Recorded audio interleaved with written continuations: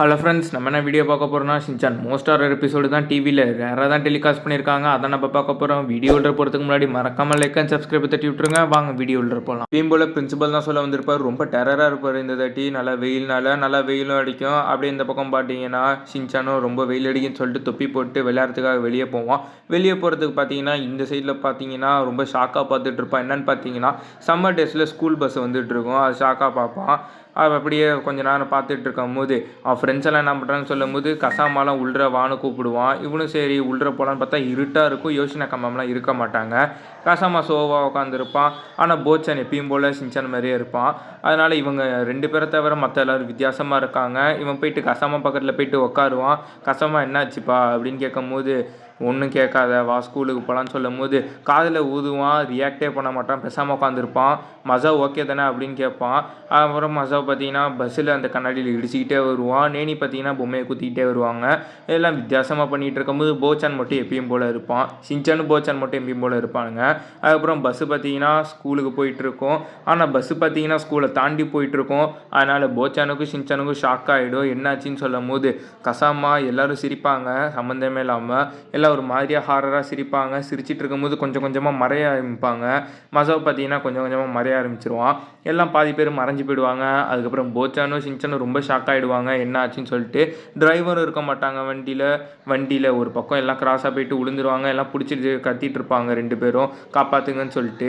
அதுக்கப்புறம் வண்டிக்கு ஒன்றுமே ஆகாது. எல்லாத்துலேயும் செவுத்துள்ளுறா பூந்து போகிற வண்டி மாதிரி ஆகிடும்.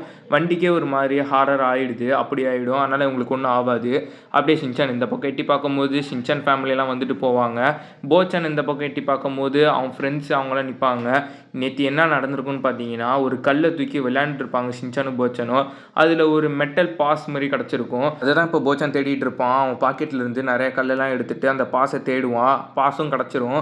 அந்த பாஸ்னால தான் இப்போ இவ்வளோ பிரச்சனை அவனுக்கு தெரிய ஆரம்பிச்சிடும். அந்த பாஸை நல்லா துடைக்க ஆரம்பிச்சிருவான். பஸ் பாஸ்ன்னு அவனுக்கு தெரிஞ்சிடும். இது ஹாரர் பஸ் பாஸ்ன்னு அவனுக்கு தெரியாமல் போயிடும். அதனால் பஸ்ஸும் பார்த்தீங்கன்னா ரொம்ப இருட்டாக வேறு இடத்துக்கு போட ஆரம்பிச்சிடும். இவங்க 2 பேரும் பயப்படுவாங்க. ஷின்சான் ரெஸ்ட் ரூம் வருதுன்னு சொல்லிட்டு உட்காந்துருப்பான். அப்போ தான் போச்சான் பயமாக இருக்குது. போச்சான் பயந்து பார்க்கவே மாட்டீங்க. இதில் பயந்து பார்ப்பீங்க நீங்கள். அப்படி பயப்படுவான். அதுக்கப்புறம் காடை தூக்கி போட்டு கண்ணாடியெல்லாம் உடைக்க முடியாது.